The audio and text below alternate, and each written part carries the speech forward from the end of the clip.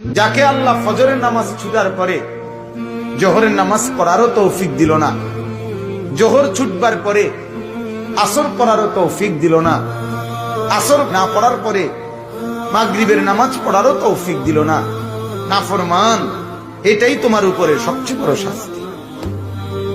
কেন মৃত্যু যন্ত্রণা হবে, জান কবজের কষ্ট হবে কার? আল্লাহ বলেন কেন? এই ফালা সাদ্দাকা ওয়ালা সাল্লা। আল্লাহ বলেন কারণ হলো সে আমি আল্লাহর কথায় বিশ্বাস করে নাই, আমি আল্লাহর উপরে বিশ্বাস করে নাই, এবং ওয়ালা সাল্লা 5 ওয়াক্ত নামাজ আদায় করে নাই। মাঝে মাঝে লাশ মনে কইরো, মাঝে মাঝে কবরস্থানের দিকে তাকাইয়া কবরের উপরের সৌন্দর্য, কবরের উপরে লাইট, কবরের উপরে বাতি, কবরের উপরের মধ্যে টাইলস, কবরের উপরে মার্বেল পাথর। আল্লাহ কোরআনে বলছেন প্রত্যেকটি মানুষ যখন ঘুমায় আমি আল্লাহ তার দেহ থেকে তার রূহ আলাদা করে রাখি।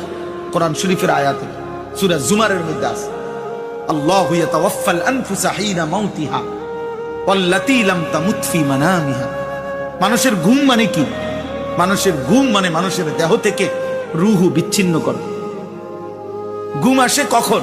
আমরা তো চোখ বন্ধ করে থাকি অনেকক্ষণ, কিন্তু 2 মিনিট, 5 মিনিট, 10 মিনিট, আধা ঘন্টা, 20 মিনিট ঘুমায় না, এপাশ ওপাশ করে চোখ বন্ধ করে রাখছে, লাইট বন্ধ, সবই ঠিক আছে, কিন্তু ঘুম আসে না কেন?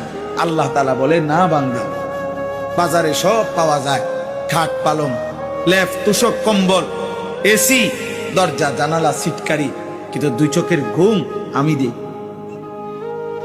আর ঘুম দেই মানে রুহুটাকে আলাদা করি, এটাই ঘুম। আর পরে আমি চাইলে ফেরত দেই, আমি না চাইলে রেখে দিই। ফায়ুমসিকুল্লাতী কাদা আলাইহাল মাউত ওয়া ইউরসিলুল উখরা ইলা আজালিন মুসাম্মা। তবে মনে রেখো বান্দা, যাকেই আমি ফেরত দেই প্রতিবারই, তবে সেটা একটি নির্দিষ্ট সময়ের জন্য ফেরত দেই, একদিন আর ফেরত দেব।